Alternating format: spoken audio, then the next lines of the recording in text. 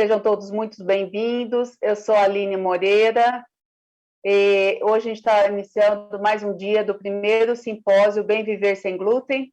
Esse simpósio está sendo realizado em parceria com a Celbra, Seção Minas, e durante os dias 15 a 19 de maio, nós estaremos aqui no formato de live, compartilhando informações sobre a condição celíaca, sobre a sensibilidade ao glúten não celíaca, sobre a contaminação cruzada e a importância de se chegar a um diagnóstico conclusivo e da rede hoteleira de restaurantes estarem preparados para receber os celíacos e as pessoas com sensibilidade ao glúten não celíaco.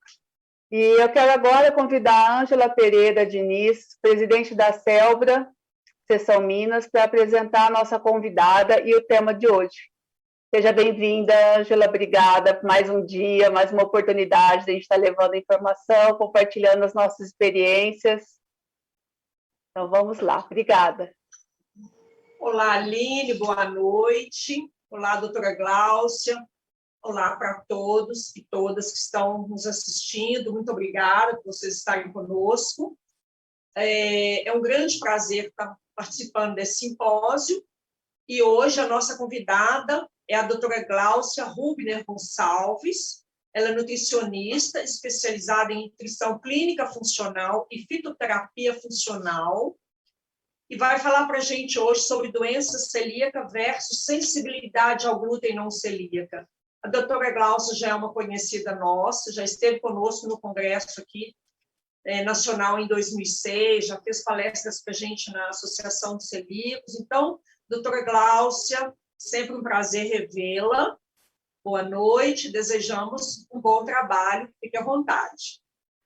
Oi, Ângela, boa noite, Aline, boa noite a todos. É um prazer imenso estar aqui hoje, essa noite, falando um pouco para vocês sobre a doença celíaca e a sensibilidade ao glúten não celíaca, que é algo tão corriqueiro e comum hoje no consultório, né?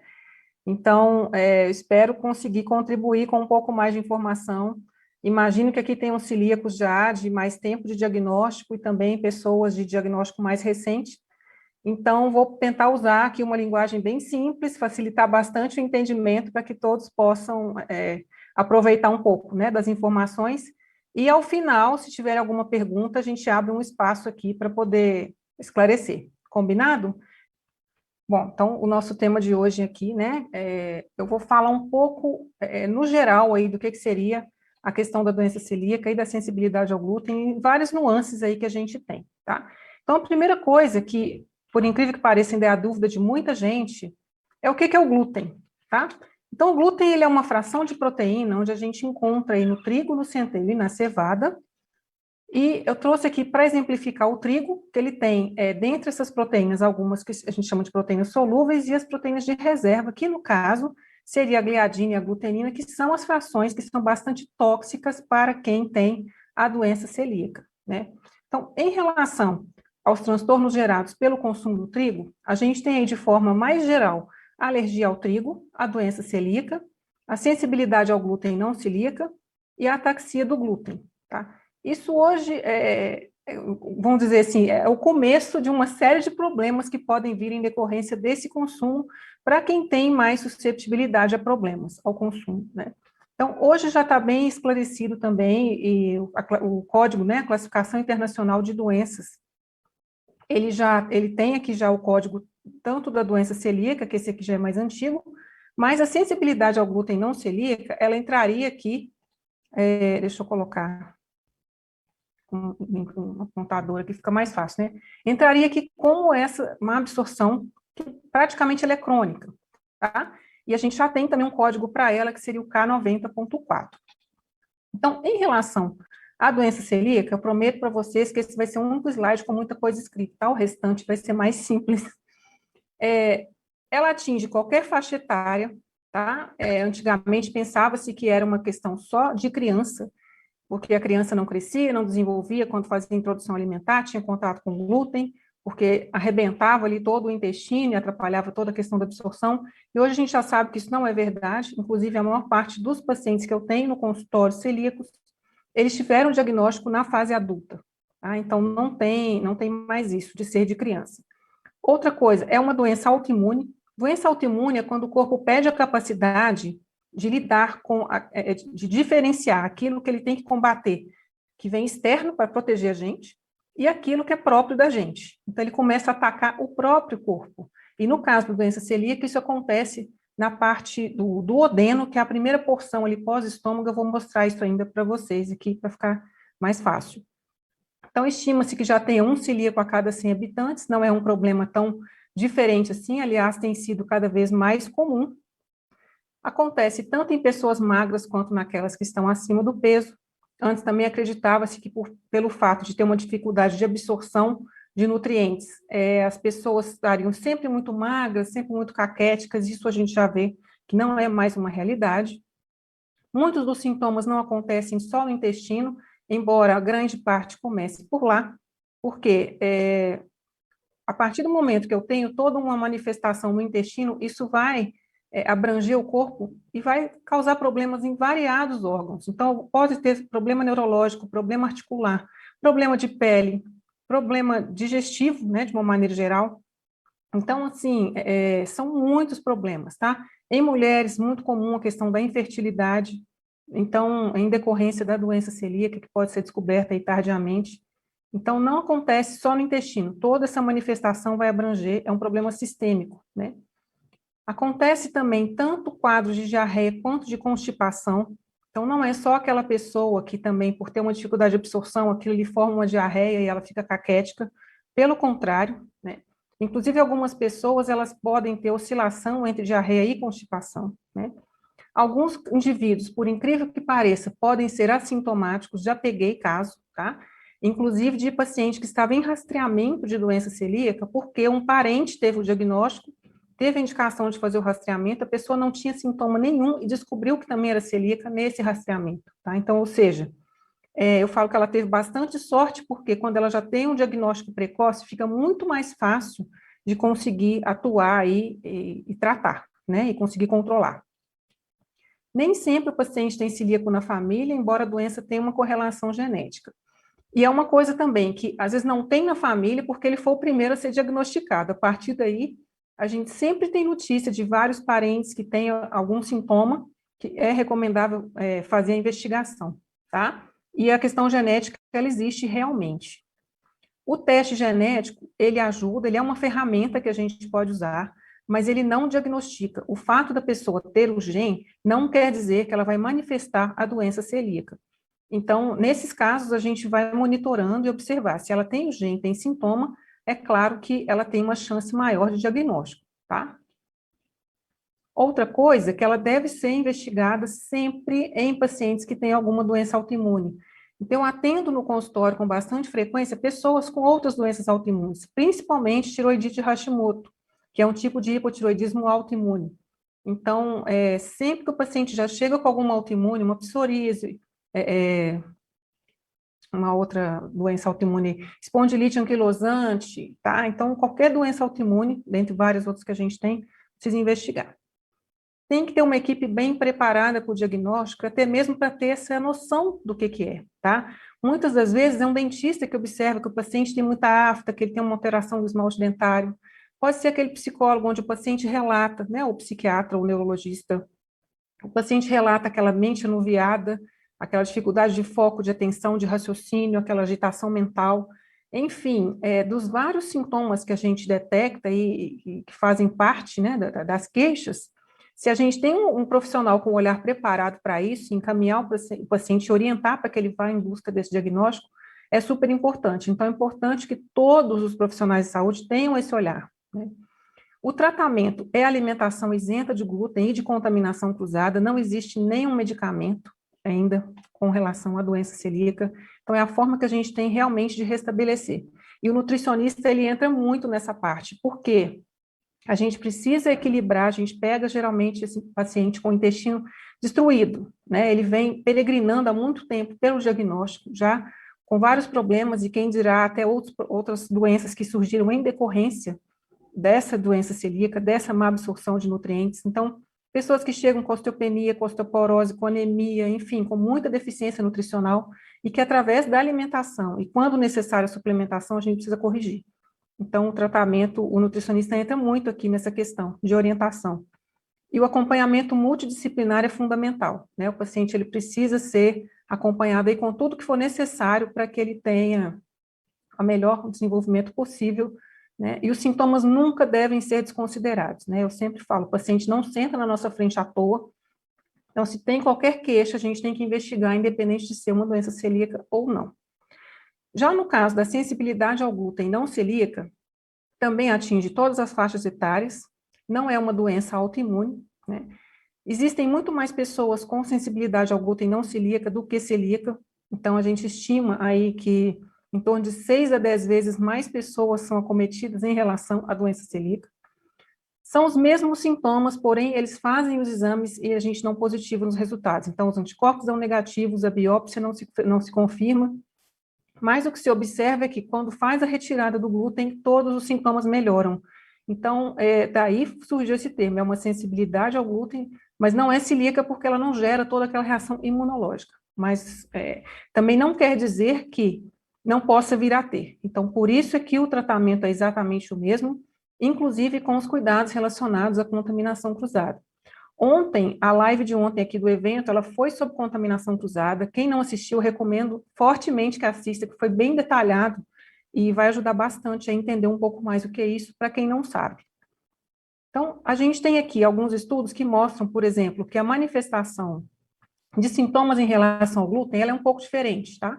Então, nessa primeira coluna, eu tenho aqui o celíaco, nessa segunda, sensibilidade ao glúten não celíaca, na terceira, alergia a trigo. Então, se eu pego aqui uma lista de sintomas, eu vejo que eles não são comuns a todos, né? As questões respiratórias, por exemplo, elas são muito mais comuns em quem tem o processo alérgico ao trigo, né? E eu tenho alguns sintomas, como, por exemplo, eczema, que foi uma coisa que eles dosaram aqui, que para o celíaco não deu, né? Mas para quem tem sensibilidade ao glúten ou alergia ao glúten, pode ser uma possibilidade. Eu tenho aqui, por exemplo, um atraso da puberdade, e que é uma questão nem tanto, vamos dizer assim, digestiva, né? Que é muito mais comum em quem tem doença celíaca do que quem tem os outros quadros. Então, é um quebra-cabeça que a gente precisa ir fechando aí de acordo com os sintomas que o paciente descreve, né? Se a gente pensar nas pessoas que têm aqui a sensibilidade ao glúten não celíaca, foi feito um estudo também onde eles viram que a maior prevalência era em mulheres com idade em torno de 38 anos, e quando a gente vê esses sintomas, a gente vê que é muito comum no dia a dia as pessoas queixarem, né? Diarreia, constipação, alteração do trânsito intestinal, que é quando o intestino oscila entre diarreia e constipação, ele não tem uma frequência, mais ou menos, naquele ritmo ali que ele já, né, é estabelecido. Dor abdominal, desconforto, ganho de peso, dor de estômago, náusea, refluxo e afta. Então, a gente percebe que se a pessoa costuma ter isso aqui com forma muito recorrente, ela pode não só ter a sensibilidade ao glúten não celíaca, mas também a doença celíaca. Então, por isso é que precisa atentar, são sintomas bem comuns, e esses aqui são apenas alguns do que a gente vê, né? Porque foram, na verdade, os que foram mais relatados nesse estudo que eles fizeram. Então, onde que a coisa começa, né? Eu tenho aqui o estômago, aqui por trás eu tenho o pâncreas passando. Passou o estômago, eu tenho essa primeira porção aqui, essa primeira parte, né? Que é o duodeno, que é onde acontece a maior parte da absorção dos nutrientes. Então, é exatamente aqui que é feita a biópsia. Então, o endoscopista ele tem que chegar, né? O endoscópio ele tem que passar do estômago e chegar nessa parte aqui para conseguir fazer a biópsia, tá? Dificilmente ele vai conseguir olhar pelo endoscópio onde que está uma área lesada ou não. Então, ele faz naquela parte ali onde se recomenda que faça a biópsia. Tem uma quantidade aí de amostras também que ele precisa obedecer, vamos dizer assim, né? O mínimo de amostras que ele precisa tirar. E, às vezes, pode acontecer de nem sempre ele pegar aquela parte que está mais lesada, vamos dizer assim, que vai ser feito o diagnóstico. Então, é preciso, na medida do possível, eles tentar, né, descobrir exatamente, e por isso é que precisam de um número maior de amostras para a gente conseguir tentar cercar mesmo e fazer o diagnóstico, tá? Então, em relação ao diagnóstico, a gente avalia os sinais e sintomas, é claro, antes de encaminhar e fazer os exames, faz a dosagem dos anticorpos e a endoscopia com essa biópsia, né, que vai chegar aqui exatamente nesse caso. Em alguns casos, para criança, já existe a possibilidade de fazer o diagnóstico sem que seja feita a endoscopia, mas existem critérios para avaliação desses exames de anticorpos, e aí o gastro vai saber fazer isso aí, tá? Então, é preciso também que tenha bastante essa parceria, né, do gastro, do nutricionista, de todos os profissionais envolvidos, para que cada um aí consiga fazer esse diagnóstico e atuar na base do problema, né? Então, o que acontece? Lá nessa parte do duodeno, onde eu mostrei, a gente tem as vilosidades, que é exatamente isso aqui, né? Então, isso aqui reveste toda a parede, tá? Essas vilosidades é como se elas fossem uns dedinhos, né? Imagina os dedos da mão, assim, que conseguem pegar e captar aquilo que a gente consegue segurar alguma coisa, tá? Então, o alimento, ele chega, ele tem contato aqui com essa vilosidade, ele passa por aqui, né? É onde ele tem absorção de tudo aquilo que a gente precisa aproveitar do alimento. No caso da doença celíaca, essa parte aqui é a parte que vai ser agredida, tá? O corpo, ele vai perder bastante dessa estrutura. Em alguns casos, chega até assim, ao topo mesmo, ele praticamente perdeu as vilosidades, ele ficou, é o que a gente até chama comumente de mucosa careca, tá? Então, não tem condições de eu ter uma boa absorção com uma estrutura dessa, sendo que a parte realmente onde eu tenho absorção, eu perdi. Então, o que acontece? O tratamento, ele envolve a retirada do glúten, para que assim eu tenha um restabelecimento dessas vilosidades, a recuperação, e elas recuperem a função. É onde a gente percebe que, muitas das vezes, alguns celíacos falam, nossa, eu tava, assim, eu tinha um peso muito baixo e, de repente, eu ganhei muito peso desde que eu comecei a dieta sem glúten. E é o cuidado que a gente precisa ter, porque se a gente faz uma dieta inflamatória, apesar de ser sem glúten, a partir do momento que aumenta a capacidade de absorção, eu vou absorver bem mais, né? Então, eu tenho que absorver coisa boa. Se eu absorvo alimento inflamatório, eu vou ter problema com isso, né? Eu vou ter ganho de peso, isso aí já vai me gerando outros problemas. Então, quando eu tenho uma reação que o glúten vai atacar, né? Na verdade, quando ele entrar em contato aqui, vai desencadear várias reações que vão acontecer, inflamatórias e imunológicas, eu vou ter essa perda de função, eu vou ter também um quadro de hiperpermeabilidade intestinal, ou permeabilidade intestinal, como a gente conhece, ou leaky gut, vocês vão ver esse termo também aí de forma bem comum, onde aqui, de forma de desenho, eu tenho mais ou menos aquela coisa que eu já mostrei, né? Eu tenho as vilosidades aqui, que funcionam bem, direitinho, as células ligadas, né, presas umas às outras com essas junções aqui. Isso aqui seria o ideal e seria o normal, tá?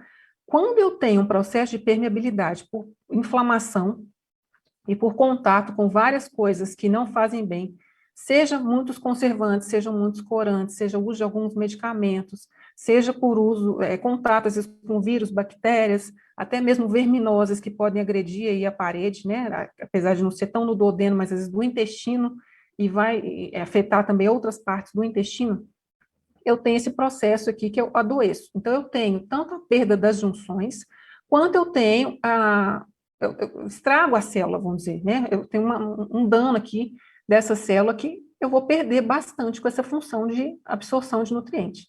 Então, a partir do momento que eu estrago a parte onde eu tenho que absorver bem os nutrientes, isso pode me gerar várias coisas, tá? Começam a entrar substâncias estranhas, coisas que não deveriam entrar. Eu vou formar como se fosse imunocomplexo, que é o meu sistema de defesa que vai tentar barrar isso, né? E nisso eu formo um complexo daquilo que tenta entrar, vamos supor que seja aí um fragmento de alimento, ou seja, algum contato com conservante, corante, enfim, uma série de coisas, vírus, né? Eu formo um complexo daquilo que está entrando de errado com aquilo que eu preciso defender, né? As minhas células de defesa. Isso cai na corrente sanguínea e circula pelo corpo, tá? A partir do momento que circula pelo corpo, quando chega lá no meu cérebro, isso passa pela minha barreira cerebral, que a gente chama de barreira hematoencefálica, e é quando a pessoa nota aqueles sintomas de agitação mental, de falta de foco, de concentração, e de aquela mente parecendo que está anuviada, que a gente costuma dizer, né? Eu tenho também um processo inflamatório sistêmico que vai culminar em ganho de peso, em esteatose hepática, enfim, inflamação que a gente chama de crônica e de baixo grau, mas que vai comprometer o funcionamento do corpo com o passar do tempo. Eu gero doenças autoimunes, então, se já foi provocado por uma doença celíaca, eu posso gerar outras, ou eu posso também, com o tempo, e dependendo do grau de estrago, se eu tiver uma tendência, favorecer também uma doença autoimune, e é claro que é uma absorção de nutrientes ela vai acontecer e uma deficiência nutricional também. Então, a partir desse momento, quando eu já tenho uma permeabilidade instalada, e isso hoje acontece com muita frequência até em quem não é celíaco, eu tenho manifestação em vários órgãos, seja aqui na parte respiratória e da boca, né? Sensibilidades alimentares, aquela pessoa que gripa com frequência, nas articulações em forma de artrite reumatoide, aquelas pessoas que têm fibromialgia, muita dor de cabeça, fadiga adrenal, aquela pessoa que queixa muita falta de energia, no intestino, constipação, diarreia, síndrome do intestino irritável, lá na minha tireoide eu posso ter o Hashimoto ou o hipotiroidismo, né, em forma de hipotireoidite de Hashimoto ou doença de Graves. Na pele, eu posso ter acne, rosácea, eczema, psoríase. No cérebro, eu posso ter a questão da depressão, da ansiedade e do déficit de atenção. Isso aqui são algumas das coisas, tá, gente? A situação pode ficar ainda pior. E aí eu tenho a microbiota, que é isso? É como se fosse aquela flora intestinal, tá? A microbiota é um termo que a gente usa hoje, é mais técnico, vamos dizer assim, mas para descrever a flora intestinal. Essa microbiota, ela vai mudando de acordo com o tempo de vida, com o nascimento, com a infância, e quando eu já tenho aqui a infância, a criança e até a partir de uns 3 anos, daí ela já vai na dieta do adulto. Então, toda essa microbiota, ela já sofre influência desde a barriga da mãe, tá? Então, eu tenho a microbiota da mãe, eu tenho, se a mãe tem alguma infecção, por exemplo, vaginal, durante a gravidez, se ela tem algum problema dentário, tudo isso eu posso afetar a microbiota, tá? A partir daí, o bebê nasce, então, se ele nasceu de parto vaginal ou de parto cesáreo, eu já vou ter microbiotas diferentes. Durante a infância, né, o consumo de leite aqui favorece alguma microbiota e a introdução de alimentos sólidos também já uma outra microbiota. E depois, na fase adulta, isso aí vai definir de acordo com uma série de coisas que ele vai passar aí. Então, se é uma criança também que teve uma exposição a antibiótico, se foi amamentada ou não, que a questão genética, isso aí ninguém pode negar, né? A genética de todo mundo, ela é importante. E também a questão ambiental, que hoje causa muito mais coisa do que o pessoal imagina, né? Então, é muito diferente, a gente mesmo adulto percebe, se a gente está num lugar super agitado, poluído, né? E se a gente está ali em contato com a natureza, é diferente, num ambiente mais calmo, mais tranquilo, né? É outro esquema. Então, assim, tudo isso que está em volta vai alterar a microbiota. Então, por isso a gente precisa de hábitos de vida saudáveis e também de preocupar com o que está em volta, né? Com o ambiente, com tudo aquilo que a gente tem em contato.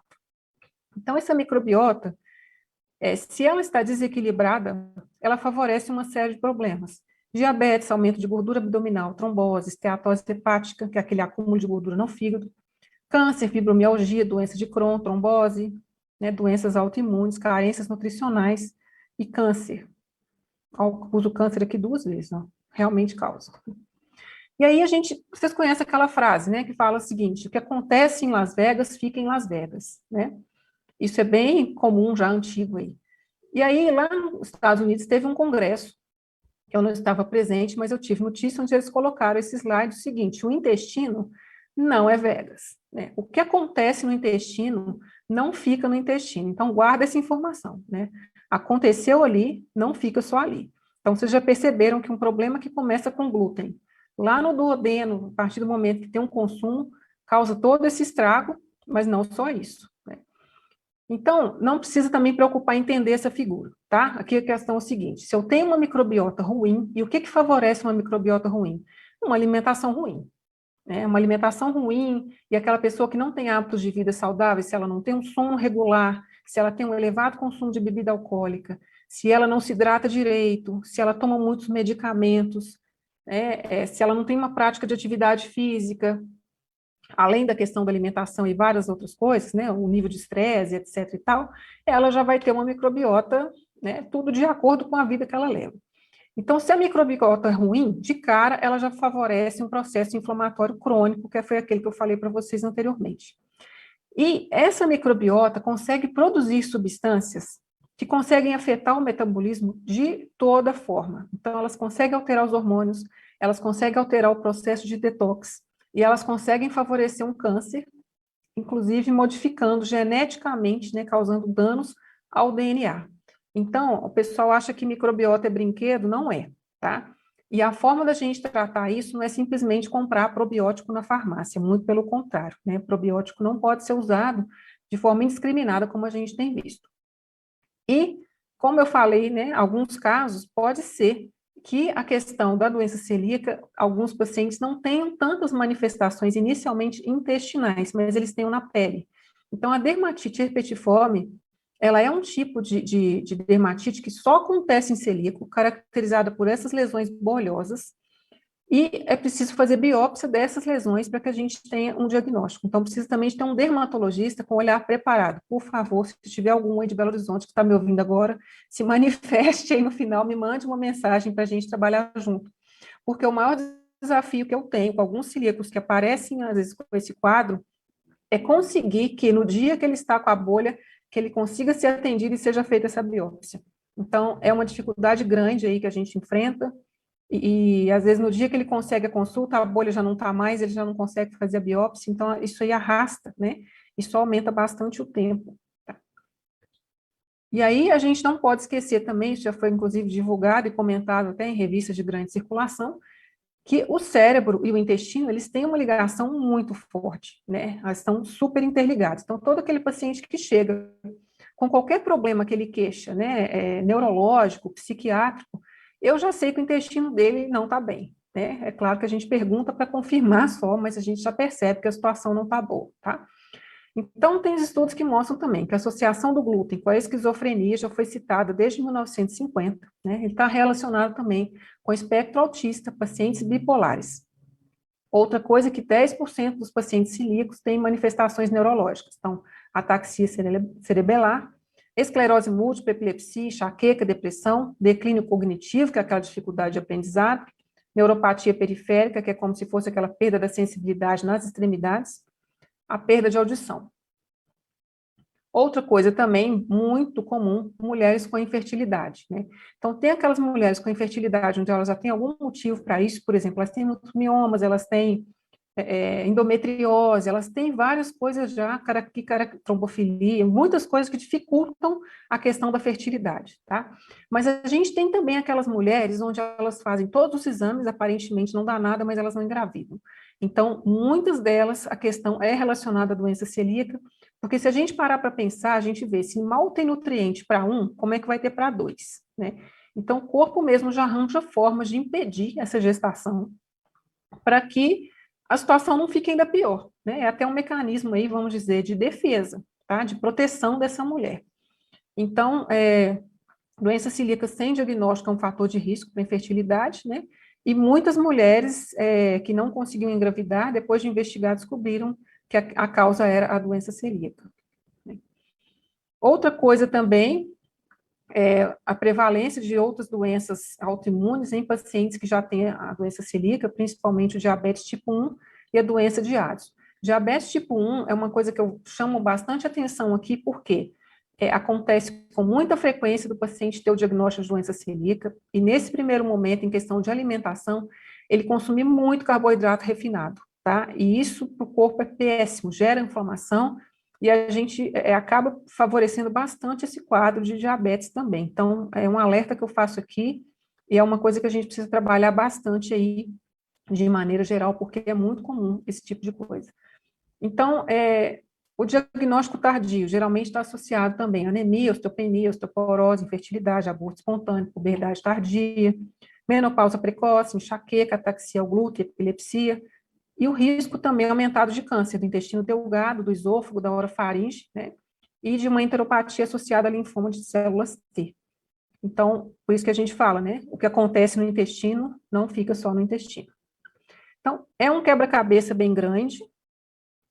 E o que a gente percebe? Né, que muito da dificuldade também está com relação à alimentação que muita gente vem levando. Hoje em dia são muitos produtos cheios de corantes e adoçantes, conservantes, alto teor de açúcar e sal, muitas substâncias químicas que eles usam, né, para tentar deixar aquilo mais atrativo, mais gostoso. Disruptores endócrinos, que são substâncias que vão alterar toda a questão hormonal, e estão presentes aí, principalmente nas embalagens, né, em várias coisas, embalagens de plástico, muita coisa nesse sentido. Metais pesados, que são tóxicos, E são alimentos, geralmente, muito pobres em fibras, muito pobres em nutrientes e pobres em fitoquímicos, que são aquelas substâncias que vão fazer um efeito positivo no nosso organismo. Então, acabam sendo alimentos supercalóricos, pobres em nutrientes, mas eles têm o mérito, porque eles são aqueles alimentos sem tudo. Sem glúten, sem açúcar, sem leite, sem isso, sem aquilo. Aí a gente não para pensar assim, mas ele tem o quê, né? A gente só valoriza aquilo que ele não tem, a gente não valoriza o que ele tem. Então, é outra coisa também que a gente precisa trabalhar bastante, porque tem muita tranqueira sem glúten no mercado. Então, o fato só de ser sem glúten não garante que é uma coisa bacana para a saúde, né? E a gente precisa ter esse filtro, tá? Começar a trabalhar isso aí. Então, é pensar que quando eu pergunto à pessoa o que ela fez no lanche, ela acha que ela comeu alguma coisa diferente, porque num dia ela comeu isso, no outro isso, no outro isso, no outro isso, né? E assim vai. Então, aqui só o pão de queijo que não tem glúten, mas como a gente está em Minas Gerais, eu puxei uma sardinha para a nossa lata aqui, né? Mas a questão é muito essa, tá? Então, isso aqui, independente de quem come com glúten ou sem, a gente tem que repensar a frequência, repensar a quantidade, repensar a forma como isso está chegando, tá? Então, eu sempre digo, existem inúmeras opções, há como tornar tudo isso de forma mais saudável, a gente não precisa perder de forma alguma o prazer de comer, mas isso aqui não é variedade, tá? A pessoa precisa repensar esse consumo de farinhas de maneira geral. Existe fast food saudável? Sim, existe, né? E dose de fofura também, né? Olha só, cada um mais lindo que o outro, né? Então, é possível, sim, a gente começar a fazer boas mudanças e que vão impactar. Então, para quem fica triste por ter tirado a farinha de trigo da vida, eu vou te mostrar que agora é um momento de muita alegria. Por quê? Essas farinhas de trigo usadas no mercado, elas têm sofrido aí por algum tempo já fortificação de ferro, e ferro solto dentro do intestino faz mais bagunça do que traz solução. Tá? A gente inflama o intestino, a gente favorece a microbiota, que não vai trabalhar de forma legal aí, né, que a gente tem entre bactérias boas e ruins, vamos dizer, se é que a gente pode dizer isso, assim, na verdade elas precisam estar em equilíbrio. Então, eu não vou favorecer, vamos dizer assim, as melhores bactérias, se eu puder falar dessa forma, né, que é claro que existe, as ruins também, elas são importantes aí dentro do equilíbrio. E essa fortificação de ácido fólico, ela pode levar a complicações, principalmente a resistência à insulina. Então, as pessoas estão se entupindo com essas farinhas já tem bastante tempo, né? É claro que depois que faz a retirada aí com a doença celíaca, isso melhora bastante, e melhora inclusive por isso aqui, tá? É claro que a gente nunca tira isso da dieta sem a avaliação para que a gente tenha um diagnóstico fechado. Esse é um dos grandes problemas que a gente enfrenta hoje. E aí, se você ainda está triste porque tirou a farinha, eu vou te dar mais uma razão, né? A gente tem esse documento aqui que foi lançado no Diário Oficial, onde a Anvisa permite que o alimento tenha até 225 fragmentos de inseto por cada 225 gramas de produto pronto de trigo. Então, cada farinha, cada macarrão, cada biscoito, cada pão, né, tudo que eu tiver lá, 200 gramas, se eu tiver, ou 225 gramas, 225 fragmentos são permitidos. Então, se você come lá 100 gramas, 100 fragmentos, em média, né? 200 gramas, 200 fragmentos em média. Então, o que acontece com isso? Tem muita tranqueira passando aí, né? Pelinho, patinha, né? De inseto, que vai junto e que eles consideram normal, natural e aceitável. Então, quem está consumindo café, e esse documento ele não mostra só farinha de trigo, tá? Ele mostra café, ele mostra chazinho de saquinho, ele mostra uma série de coisas. Então, quem tiver interesse, dá uma olhada lá. E é onde a gente mostra que às vezes a pessoa acha também que o problema é só o glúten, e tem casos onde o problema não é só o glúten, é um monte de coisa que vem junto com essa farinha. Às vezes o paciente não tem doença celíaca, mas ele tem um alto consumo desses alimentos aí, e é claro que isso aí vai causar algum prejuízo, né? Porque o corpo não vai entender como normal e natural ficar ingerindo fragmentos de inseto. Outra coisa que a gente vê também é que metade dos brasileiros aí, quase metade, não lê os rótulos, né? Então, dos 52% na média que lê, 35% entende mais ou menos o que está escrito. Então, eu trouxe aqui também, sem nenhum objetivo aqui, em relação com marca nenhuma, tá? Só para mostrar que, às vezes, na mesma marca, eu tenho produtos muito diferentes, tá? Então, eu tenho aqui a primeira opção, onde eu tenho para esse iogurte, leite desnatado, leite em pó, fermento, ok, simples, básico, como deveria ser, vamos dizer assim, tá? Aí eu tenho um outro aqui com uma quantidade imensa de coisa para deixar mais viscoso, deixar colorido, deixar com sabor de alguma coisa, deixar com um monte de coisa. Então, eu encho isso aqui de coisa química, eu vou alterar minha microbiota, eu vou gerar hiperpermeabilidade, eu vou inflamar meu intestino, porque eu tenho mais açúcar, eu tenho corante, eu tenho uma série de conservantes, eu tenho uma série de coisas que não são necessárias aqui para mim. Então, é claro que, em termos de não conter glúten, nenhum dos dois contém, mas não é só isso que a gente precisa olhar no rótulo. A gente precisa olhar o todo, tá? Então, ser mais atento a isso que a gente anda comprando, ingerindo, e ter cuidado, né? Não é só porque a marca é boa ou é ruim, todos os produtos são bons ou ruins. A gente precisa ter também esse controle, né? Então, como que funciona também em questão de legislação, né? Lá na Europa, eles permitem até 20 ppm de glúten para os produtos aí que são feitos pela indústria para os celíacos, tá? E aqui no Brasil a gente está mais ou menos nesse mesmo esquema. O que são 20 ppm? Imagina, por exemplo, aquele sachêzinho de sal de 1 grama. Divide aquilo em 1000 partes, daquelas 1000 partes você pega 20, tá?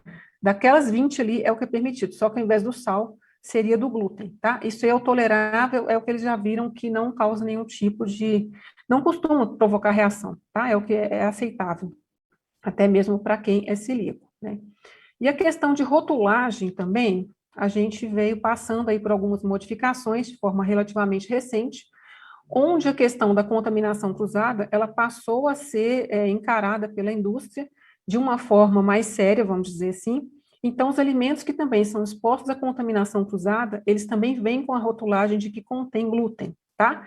Então, antigamente, a pessoa comprava, por exemplo, um feijão que era processado lá numa máquina próxima ou no ambiente com farinha de trigo, a gente nunca ia imaginar que aquele feijão pudesse ter uma contaminação cruzada, porque o feijão em si não tem glúten nenhum, né? E hoje a indústria já é obrigada a rever essa questão do processamento de tudo isso para poder garantir, né, para o celíaco que aquele feijão realmente não tem glúten nem por contaminação, tá? Então, quando realmente não tem o glúten nem a contaminação, vai estar escrito que não tem glúten. Mas se tiver pelo menos o risco da contaminação, vai vir escrito sim que contém o glúten. E um exemplo aqui, ó, que gerou até bastante confusão, se a gente vê, por exemplo, que eu tenho aqui um gergelim tostado, está escrito que não tem glúten, porque realmente no gergelim não tem, né? Mas aí ele falava aqui que podia ter traços de trigo, de centeio, de cevada. Então, assim, se está num ambiente contaminado, ele tem que considerar que esse alimento contém o glúten, tá? Mesmo que o gergelim não tenha, para exatamente informar e ficar mais fácil do celíaco comprar qualquer tipo de produto. Então, se você vê qualquer rótulo aí que não está adequado, você pode mandar um e-mail, né, para a Anvisa, porque aí eles vão tentar intervir e solucionar a questão, né?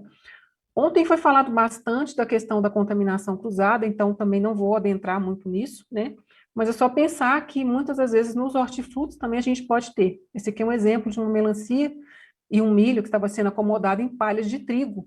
Então, muitas das vezes a gente não imagina, né, que a gente pode, numa fruta, num legume, num cereal, a gente encontrar fragmento de glúten, né, aquele que naturalmente não tem, tá? Então, por isso a gente também recomenda bastante a questão de buscar os orgânicos, buscar os produtores locais, buscar as feiras, né, mais próximas, sempre na medida do possível, porque em contato direto com esse produtor é muito mais fácil a gente cercar esse tipo de situação, tá? Outra coisa também, a gente não pode deixar de lembrar que a questão de levar uma vida sem glúten não pode impedir a gente de viajar, de ter lazer, né, de tudo isso. Então, é preciso a gente se adequar. Então, vai viajar sem glúten, contacta a empresa aérea. Se é voo internacional, eles costumam ter opção de refeição sem glúten, mas tem que solicitar com antecedência, tá? Isso varia de companhia para companhia. Outra coisa também, tenha sempre com você alguma coisa que você possa comer, porque se a empresa, e eu já vi isso acontecer várias vezes, tá? Se a empresa esqueceu da sua comida, ou não colocou, ou viu que realmente não está totalmente adequado para você, tem alguma coisa que você possa comer. Até porque pode acontecer também do voo atrasar, você não encontrar nada que você possa no aeroporto, e aí você não fica sem nada. É claro também atender as legislações de cada país, porque tem lugar que você não pode entrar com determinados alimentos, principalmente alimentos frescos, tipo frutas, coisas com sementes, né, embalagens abertas de industrializados, então tem que olhar também como é que funciona em cada local, tá? Voo doméstico não tem isso, então leva realmente o que você vai precisar junto com você. Empresas de cruzeiro também, vários já se adequaram, então manda também uma solicitação antes, conversa com eles, fala da sua necessidade, porque aí eles vão conseguir te atender. Se alugar um apartamento, lembra que se o apartamento não é de um celíaco que está alugando para você, vai ter toda a questão da contaminação, então muito cuidado aí com os utensílios, tem que ver direitinho como é que você vai fazer, tá? Os hotéis têm melhorado, aos poucos a coisa está caminhando, ainda precisa muito em alguns lugares, outros já estão bem mais à frente, vamos dizer assim. Então, a gente tem também comunidades, né, na internet, as próprias associações de celíacos locais, que informam quais são os lugares onde são mais seguros para se hospedar, tá? Em que tem mais condição de receber o celíaco. E viajando de carro também, leva com você, porque até a gente não sabe durante o trajeto o que você vai precisar, tá? E tem também aí para algumas pessoas se beneficiam bastante do NIMA, que é esse aparelhinho. A gente não recomenda que seja o NIMA dos locais, né? É ideal que cada um tenha o seu, se quiser usar, tá? Pode ser uma ferramenta interessante, mas ainda a gente tem que rever, né? Ver a questão do custo disso, né? Do acesso, e realmente, se tem necessidade, né? Se a pessoa só está comendo em casa e geralmente está tranquilo, pode ser que não tenha necessidade de ter um NIMA, tá? Aí vai muito de cada caso. Então, é o que eu digo também, o paciente, ele chega para a gente de forma estraçalhada, emocionalmente, fisicamente, o intestino nem se fala, né? Assim, a questão corporal, muitas das vezes com vários sintomas, com problemas que vieram em decorrência da doença celíaca. Então, a gente mostra sempre que precisa sim ter esse equilíbrio, mas além de nutrir o corpo, a gente precisa nutrir a mente, nutrir a alma, nutrir as emoções e nutrir a energia, tá? Então, não adianta a gente pensar também só na comida, a gente tem um conjunto aí que a gente precisa trabalhar, né? E pensar o seguinte, a vida está te dando uma nova oportunidade de comer melhor, de escolher melhor, né? De rever uma série de coisas que pode ser muito boa para você, para sua família, para todo mundo que estiver em volta. Então, encarem como uma oportunidade e não como um problema assim, que, nossa, por que que a vida fez isso comigo, tá? Encarem da melhor forma, que é o melhor jeito de ir para frente e até recuperar aí, né, bastante da saúde que pode ter sido debilitada. Então, sempre se informem, mas se informem em locais e com pessoas e com profissionais, né, que tenham informações realmente que sejam para acrescentar, tá? Cuidado, porque a gente lê muita besteira por aí e vai muito na onda, e aí isso é perigoso, tá? Outra coisa aqui, já estou finalizando, é pensar que aqui está como 5 fases sem glúten, mas nem sempre isso acontece só na questão sem glúten, mas com muitos problemas que a gente tem que enfrentar na vida. Então, inicialmente a negação, passou a negação, muitas vezes a pessoa com raiva do diagnóstico, né? Passou a raiva do diagnóstico, ela tenta barganha, tentando até um certo auto-boicote, vamos dizer assim, né? Ah, será que se eu fizer isso ou aquilo eu vou melhorar, né? Ela tenta se enganar, mas na verdade não funciona. Aí ela se deprime, e aí depois ela aceita e fala, bom, realmente não tem jeito, eu sou celíaco mesmo, eu tenho sensibilidade ao glúten não celíaca mesmo, eu preciso tomar uma atitude e fazer e cuidar de mim, tá? Então, a melhor pessoa que vai cuidar de você é você mesmo. Quanto mais rápido você chegar na aceitação, mais resultado você vai ter, mais rápido vai ser a recuperação. Existem pacientes que não saem da negação nunca, existem pacientes que não saem da depressão, eles não conseguem avançar de fase, tá?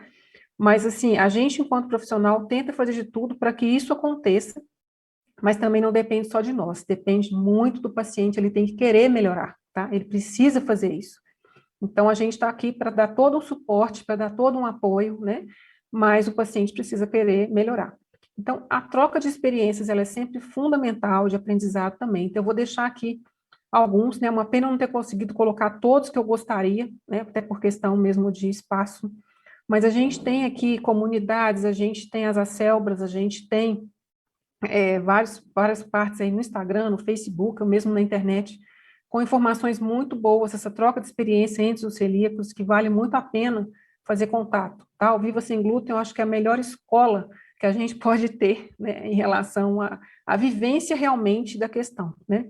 Vou deixar aqui algumas sugestões de leitura, então eu tenho aqui o nosso guia alimentar, para quem tem dúvida em relação ao que é um alimento superprocessado, ultraprocessado, uma comida de verdade, né? Quem quiser saber um pouco mais da questão do trigo também, esse livro Barriga de Trigo é interessante. Quem quiser saber um pouco da influência e até neuro do glúten, né? Esse livro escrito pela Cláudia Marcelino, que é a mãe de um autista e hoje nutricionista, né? Ela foi estudar nutrição para ajudar também o filho. Então, esse verdinho é a primeira edição, o azul é a segunda, tá? No livro que ela escreveu, muito com base na experiência dela do autismo e o quanto a retirada do glúten ajudou muito na questão da melhora do filho dela. E aqui, no site lá do Rio Sem Glúten, a gente tem vários materiais, eu coloquei esse aqui só mesmo para exemplificar, mas a gente tem muito material legal, muita cartilha, muito material que foi desenvolvido mesmo por celíacos, e que sempre ajudam, tá? Ajudam com os familiares, ajudam na escola, ajudam no local de trabalho, ajudam com os amigos, enfim, para tudo que você precisar de ajuda. Esse livro também da Denise Carreiro, que é uma nutricionista que fala sobre glúten, tá? Denise foi minha professora, é uma pessoa super bacana, muito competente também. Lá no meu Instagram, a gente tem, no meu link lá, tem vários e-books, tá? Todos, praticamente todas as receitas são sem glúten, então para já facilitar bastante aí para os pacientes, foi um material desenvolvido por mim, mais 2 nutricionistas, a gente fez isso agora durante a pandemia para as pessoas que precisam tiveram que cozinhar em casa, né, não tinha uma ideia de onde começar, tá? Além disso, aqui na bio aqui do Bem Viver Sem Glúten, a Aline também fez todo um e-book com algumas receitas que ela usa e na prática, e está disponível lá de forma gratuita, então é só clicar lá para poder pedir que elas enviam para você, tá? Convidar vocês também para assistir esse bate-papo que eu tive com a Raquel Benatti, a Esther Benatti, as irmãs, né, gêmeas e celíacas, está lá no meu canal do YouTube, ou na minha página também do Facebook, ou mesmo no IGTV do Instagram. Então, elas contam muito da história, né, de como que foi o diagnóstico delas, como é que foi feito isso, e da questão dos sintomas também, como é que isso apareceu. Então, quem não assistiu, né, eu convido que assista, que realmente é bem interessante. Deixo aqui a minha frase, né, que eu acho que, para finalizar, e tem tudo a ver, né, não basta saber, é preciso aplicar, não basta querer, é preciso também agir, né, então, a frase não é minha, mas eu coloquei aqui como, né, uma forma de finalizar, que eu acho que é muito isso, né, não adianta saber sobre contaminação cruzada, saber sobre glúten, se eu não aplico isso no dia a dia, né. Então, agradecer mais uma vez o convite, pela participação aqui no evento. Esse aqui foi o que eu encontrei a Ângela, né, lá no Rio de Janeiro, no último evento que a gente foi presencial aí, e agradecer muito por essa oportunidade, agradecer a Aline também, né, desejar todo o sucesso para as palestras que ainda vão vir, e certamente eu espero ter contribuído de alguma forma, né, se tiverem alguma pergunta, eu estou aí às ordens para que a gente responda, tá bom? Muito obrigada, eu vou deixar aqui os meus contatos também. Que aula excelente, Gláucia. Foi, assim, espetacular. Estou esperando aqui, ver se atualizou já no Instagram. O pessoal já está visualizando a gente.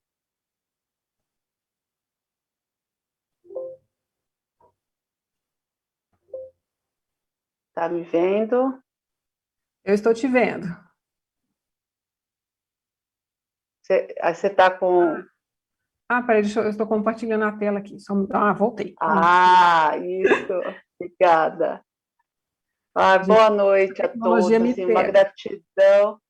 uma gratidão enorme, Gláucia, pela oportunidade das suas palavras.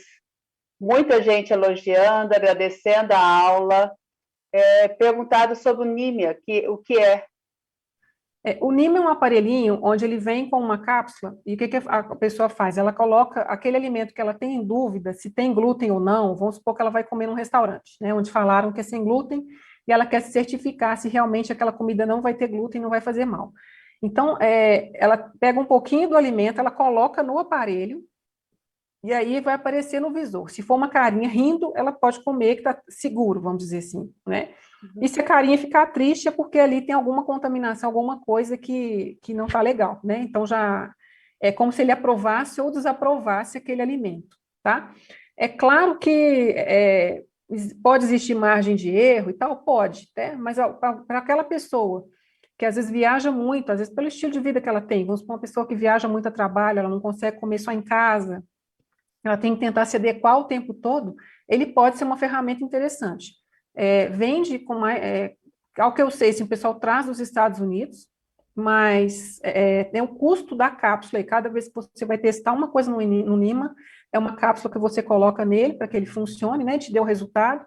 Então, o custo de cada cápsula também ele é um pouco elevado. Então, tem que ver aí se realmente é um custo-benefício, né, não é uma coisa que a pessoa consegue usar, geralmente, com tanta frequência, mas é uma ferramenta.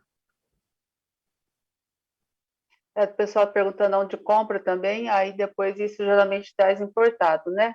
Isso, geralmente traz de fora. Às vezes o pessoal viaja e traz de fora.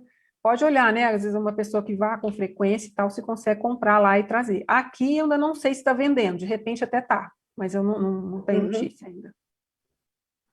E o pessoal também pediu depois para você disponibilizar os slides, que todo mundo adorou a aula e o pessoal depois quer ver com mais detalhes. Então, depois se a gente puder compartilhar os Isso, slides, também vai ser bacana. tudo certo. Então, é isso, Glaucio. Quero agradecer muito a oportunidade hoje, as suas palavras. Né? A minha proposta, quando eu falei com a Ângela, né, da possibilidade de fazermos esse simpósio, foi justamente levar essa filosofia assim, de bem viver sem glúten. A gente tem que ter os cuidados, né? Tem que ter uma orientação, tem que ter acompanhamento, é importante, né? Esse cuidado com a contaminação cruzada, com essa microbiota intestinal, gastrointestinal, né? E falar também, abordar bastante dessa questão da sensibilidade ao glúten ou celíaca, né? Porque ainda a pessoa acha que ela é sensível ao glúten ou celíaca, então ela pode ter menos cuidados. Então, se eu não desencadeei a doença ainda, eu posso relaxar, né, às vezes, na alimentação. Né? E acho que é importante, a forma que você apresentou foi, assim, bem didática, né, para as pessoas conseguirem entender da importância que é de se fazer o diagnóstico, né, e não tirar da dieta antes de ter o diagnóstico conclusivo, porque depois complica, e eu acho que é importante para sair dessa fase de negação, eu acho que foi excelente as etapas, representa muito, muito bem, sim, essas fases de quando a gente faz o diagnóstico. Quando a gente tem o diagnóstico, fica mais fácil da gente conseguir transpor a fase de negação. Uhum. Né? Quando você fica meio na dúvida, é aquilo que você queria ouvir. Não tenho certeza, então vou usar hoje. Eu passo mal de vez em quando, mas isso não vai ter uma sobrecarga depois, não vai ter uma consequência. Né? E quanto que a gente vai desencadeando doenças. Eu costumo dizer que o melhor presente que o celíaco tem é o diagnóstico. Porque a partir do momento que ele tem um diagnóstico, dali ele já consegue prevenir, evitar uma série de problemas. A questão é que, às vezes, o diagnóstico vem tardiamente, depois que ele já está todo comprometido, e a gente tem que correr atrás de equilibrar uma série de coisas. Então, uma pessoa que chega com anemia, com osteoporose, infértil, né, e assim, a gente vê com depressão, porque às vezes ele não tem nutriente para formar neurotransmissor, então não tem serotonina, não tem, né, aquela sensação de prazer, bem-estar, satisfação, vontade de fazer as coisas, né, que a dopamina também é muito relacionada a isso. Então, são carências nutricionais que, a partir do momento que a gente corrige, melhora muito a qualidade de vida, não só da questão do funcionamento do intestino, mas da vida como um todo, né? Então, se a gente tem um diagnóstico que já corre atrás e vai reparando esses danos, é muito melhor. Então, não tenha medo do diagnóstico. O pessoal tem muito medo do diagnóstico, e não é para ter, né? Ele é a solução de muita coisa. Foi ótimo, muito obrigada, agradecer mais uma vez, N vezes vou te agradecer pela aula de hoje, foi excelente. Eu que agradeço. Agradecer também a Diniz Produções, assessoria digital, que está fazendo a transmissão para a gente. A Fena Selbra, que está compartilhando no Facebook, está transmitindo lá também ao vivo. A Selbra, Seção Minas, que embarcou, né, na ideia de organizar esse simpósio num tempo curto, mas que a gente está tendo um retorno excelente. As pessoas estão aproveitando, estão gostando bastante, então estou muito feliz a gente está realizando. Eu vou pedir para a Ângela abrir a câmera dela um pouquinho, para ela se despedir aqui de hoje. Amanhã a gente tem mais uma live às 19 horas, com a Lívia, nutricionista. Ela vai estar falando sobre quais são as vitaminas e os nutrientes essenciais para o celíaco, né? Complementando, acho que cada dia uma palestra vai complementando a outra, então está sendo ótimo. Vou deixar as palavras aí com a Ângela e com você nesse final. Obrigada. Boa noite a todos. Doutora Gláucia, dá vontade da gente ficar muito tempo, né? Ouvindo, e todo dia um aprendizado. Todo dia um aprendizado. E eu fiquei assistindo com muita atenção a senhora falando depois no final sobre a questão de nutrir, né? Como é importante e como é necessário a gente estar nutrindo, não é só o corpo, mas a mente, a alma. E isso é uma coisa que eu gosto muito disso. Nutrir até de bons pensamentos, né? E um deles é isso mesmo. O primeiro pensamento positivo, que parece contraditório, é quando a gente recebe diagnóstico. A pessoa fala, mas não é bom. Não, é bom, você sabe o que tem e vamos buscar o tratamento, né? Como a senhora colocou muito bem. Existe tratamento e controle, então vamos buscar, vamos fazer. É difícil? É, mas passa por aquela fase, né? Uma escadinha depois da outra, a negação, a raiva, a briga, a gente tem vontade de brigar com o mundo e, de repente, a gente se encontra num outro universo, com outro olhar, e que esse olhar é o olhar da saúde, é o olhar de desapego de muita coisa, que veio agregando a nossa cultura alimentar, que nem faz parte dela, né? E eu fiquei muito encantada com esse final também, porque traz para a gente uma razão para a gente seguir um tratamento, que ele não vai só nos tratar de uma doença, mas tratar da gente como um todo. Nós não somos só uma parte, uma dieta, um pedaço, vai tratar aquilo ali, né? Eu acho que está ferido é tudo, né? Ferida a alma, a essência da gente, a cabecinha, e de repente isso vem mostrar para a gente o porquê precisamos mudar, né? O porquê precisamos aprender, o porquê precisamos estar assistindo, lendo, entendendo, né? Eu fiquei até um pouco com sentimento de culpa do primeiro dia, que eu queria passar uma parte mais motivacional para todo mundo, e me empolguei e disse, é preciso ler, tem que ler. Eu falei, como se você motiva a pessoa obrigando ela e ditando normas, mas não é. Eu acho que é um anseio que a gente tem, que as pessoas têm que se conhecer e têm que conhecer o que tem. Então, a chave do conhecimento é que vai dar a gente segurança do que a gente vai fazer. Porque a gente vai encontrar muita gente para falar, olha, não faça isso é bobagem, isso um pouquinho não faz mal, prove disso, prove daquilo, hoje você pode sair da dieta. E a informação é a única chave que a gente tem como defesa. Então, eu até... Agora estou mais aliviada, porque a palestra de ontem e a de hoje me deixaram mais aliviada, dizendo, olha, realmente a gente tem que se esforçar para ler, para conhecer, para fazer, para aprender, né? Muito obrigada, foi muito prazeroso, e amanhã eu espero contar com a senhora também para assistir a palestra de amanhã também, a aula de amanhã. Agradecemos a todos que estiveram conosco, a Aline, muito obrigada, desejamos que todos tenham uma ótima noite. Obrigada.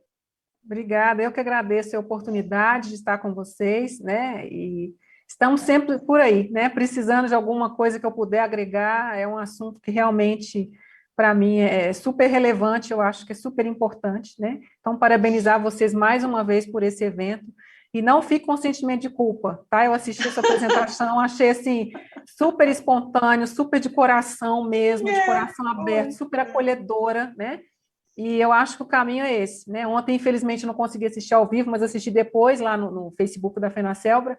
Então, na medida do possível, também com a agenda, aí a gente vai acompanhando, mas o importante é estar sempre de olho, né, em tudo que sai de novidade, porque aí a gente consegue cada vez mais ter ferramentas aí para ajudar esses pacientes.